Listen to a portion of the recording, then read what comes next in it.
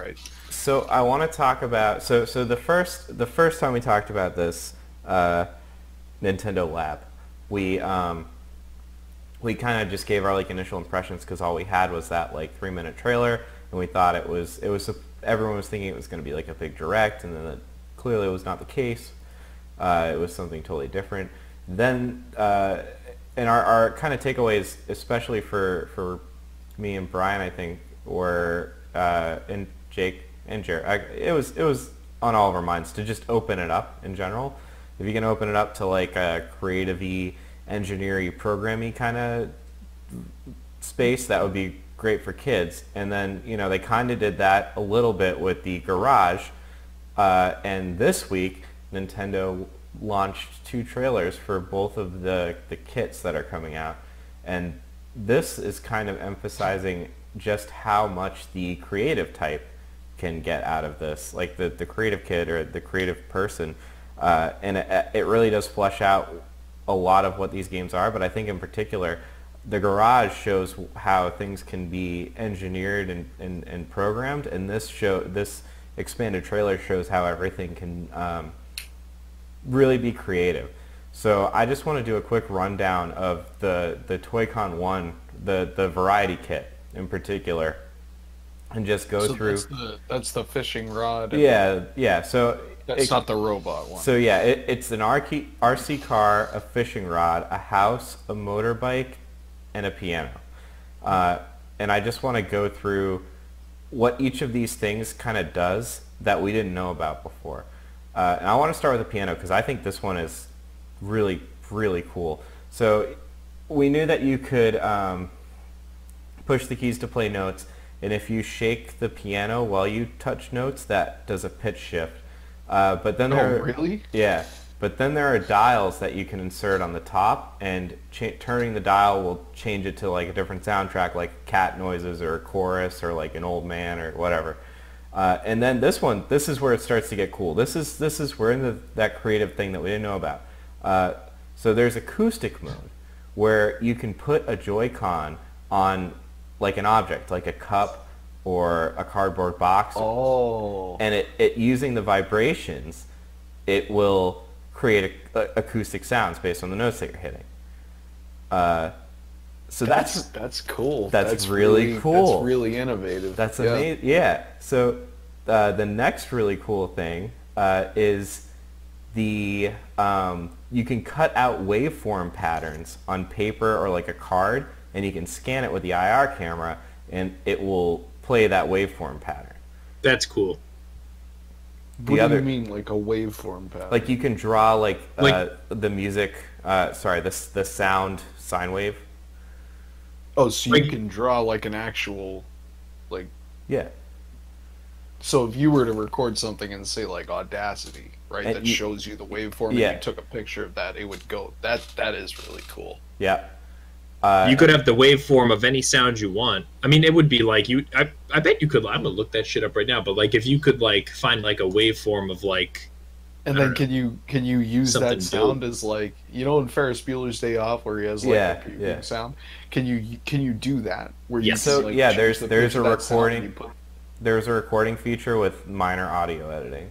Um, no, and but can you put that sound like on the keys? I think you can with the it garage. it but implies That's it. yeah, really it cool. implies it. That's It really says cool. the quote is cut out a waveform on paper or card, which I don't know exactly what that means, but then scan it to create your own sound. So like the implication, I think, is what we just said. Whether or not it will live up to that, we'll see. But I think Oh, that's and what I'm that's suggesting. and that's something else interesting because that opens it up to, Chris, like you said, a sine wave, right? Yeah. Like when you're learning about basic audio and acoustics and how things like that work, Exactly.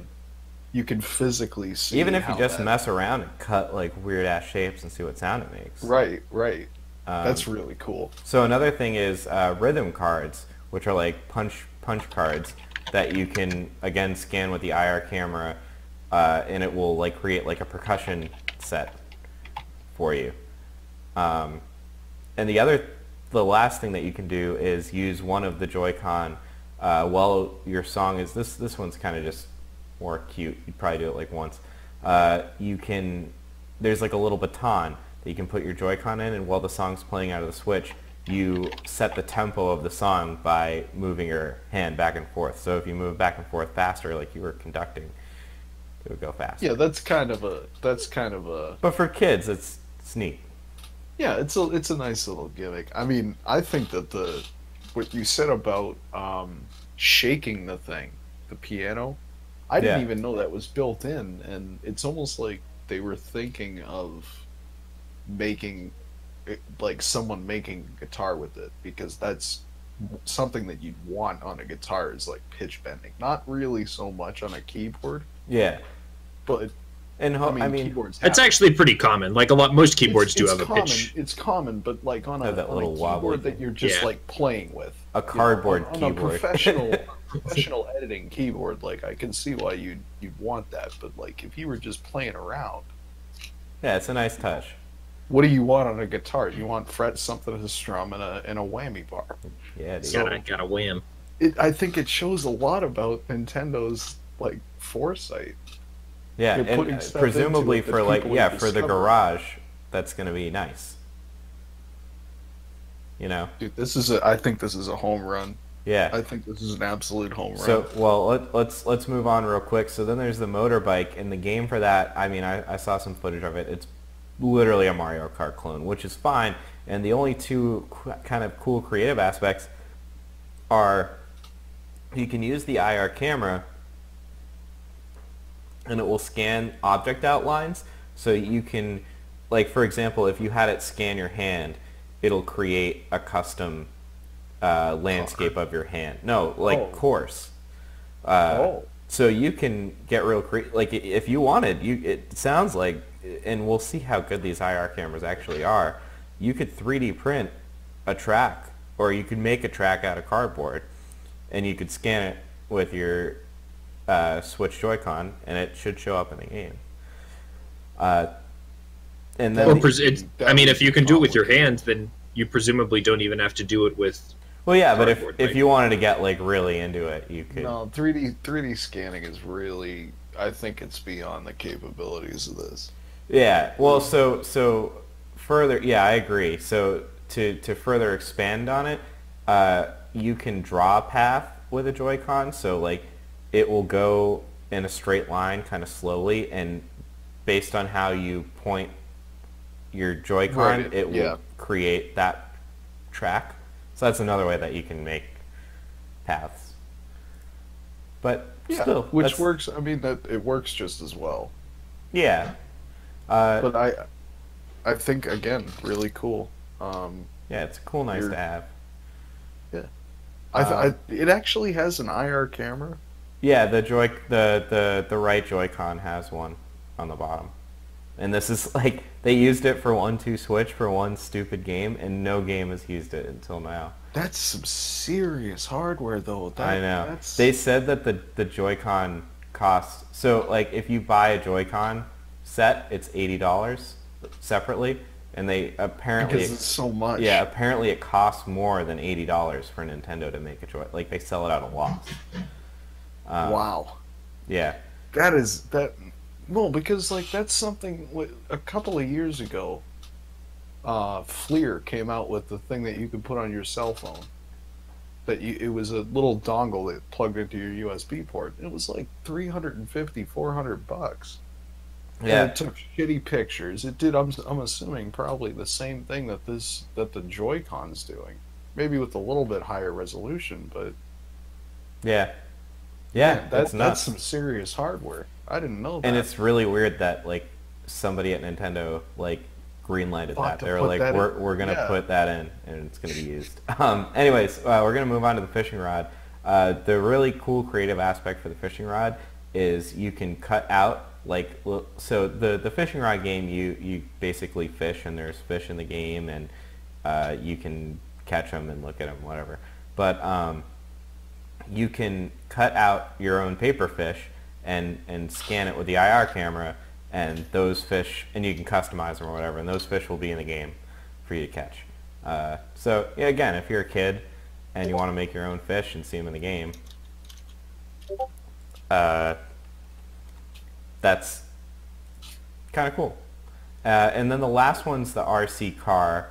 And really the cool thing that we didn't know about the RC car is it will use the IR camera for this. I mean, you can call it night vision because it's infrared, but you can have it follow little trackers Like that you put on the ground, or you can have it follow you, or you can have it follow motion that it detects. So you can set tracks for it to go, or you could just manually control it. I think that, I don't know, man. I think that Nintendo is really, like, this is something that nobody else can match. And I'm not a Nintendo fanboy. Like, I had Nintendo systems as a kid, but I'm not a Nintendo fanboy. But this is, like, Yeah, this is moving into another type of market with this stuff. I agree. And like I said, the Switch is super unique in that it is the only system with essentially 3 parts and 2 of those parts have super fine motor control. One of those parts has an IR camera, and the other part has like this really big touchscreen and a nice processor. That's like so unique, you know, and they're really capitalizing on it. Well, I don't think that the detachable controllers and all that was really that unique. I didn't know that they had this kind of hardware in them. I didn't know anything about that IR camera. And I think that this is, like I said, it's a new segment. Like, this is something that hasn't, like, a crossover between video games and almost like that educational robotics section. And it's pretty clear that Nintendo has made a serious commitment to this. I'm really interested to see where they're going to go with this. Any I as thoughts? well. Yeah, Jeremy, you were skeptical last week.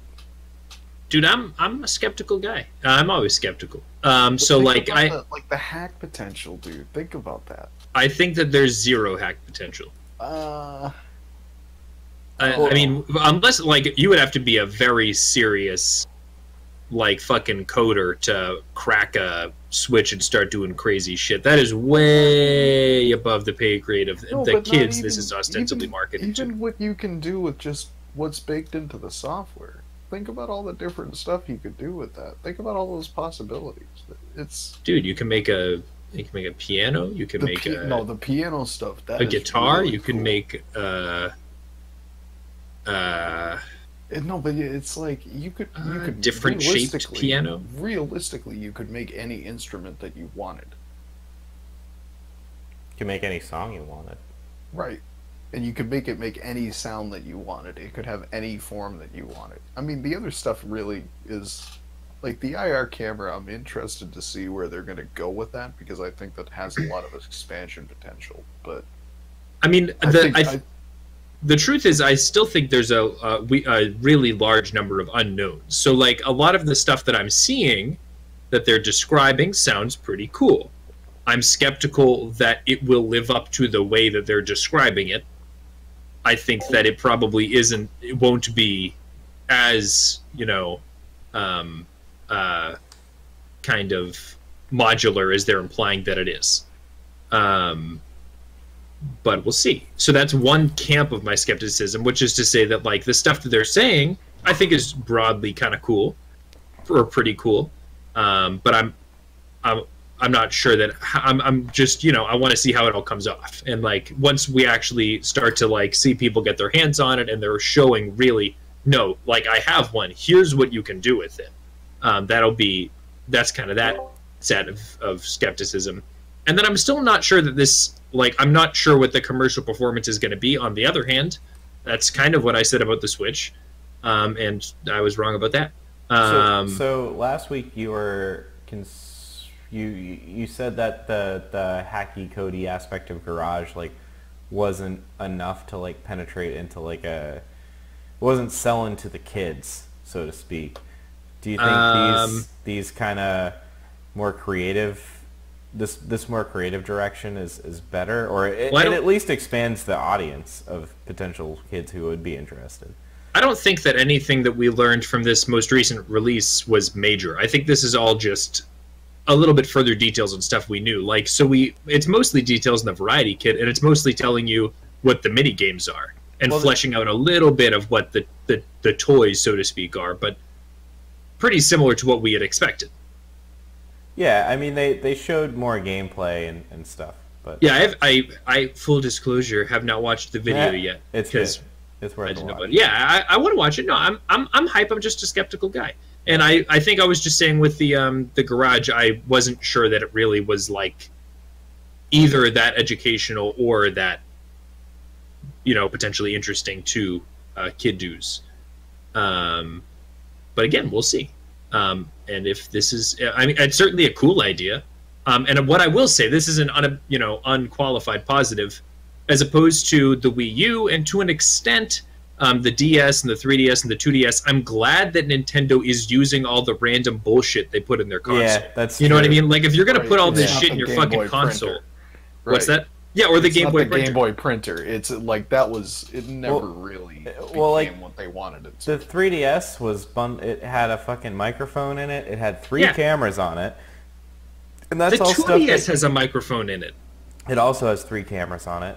And that's all stuff that you have to pay for. And that you do not need. And that Nintendo ultimately has to, that's just, wasted And that Nintendo potential. doesn't use. Yeah. Here's what I think is interesting. It kind of gives. If I was looking at this as a kid, right? You look at this and you say, "Wow, this has all these features and sensors in it that I didn't know that it had, and I didn't know how they worked, and now I kind of understand it." And then you look at like a cell phone, and you say, "Wow, this has all these sensors in it that I don't really understand how they work, but I can figure it out. Like I can start to learn about it." It I think sparks interest. There's so much in terms of sensors and computing power. There's so much around us today that we don't really even tap. Like think about how often do you actually use the gyroscope in your phone, the orientation sensor. It's just for switching between landscape and portrait most of the time, but you can do a ton of different stuff with that sensor. I think it's planting the seed, that's what it really comes down to, and that's why I'm so excited about it, because it's going to get kids, it's going to get at least some kids interested in doing this professionally, doing this for a career, messing around with stuff, computers and mechatronics and things like that, and making something that works out of parts that nobody else thought this might work. That's what this kind of represents, at least in my opinion. It is possible. Yeah. Yeah. All right.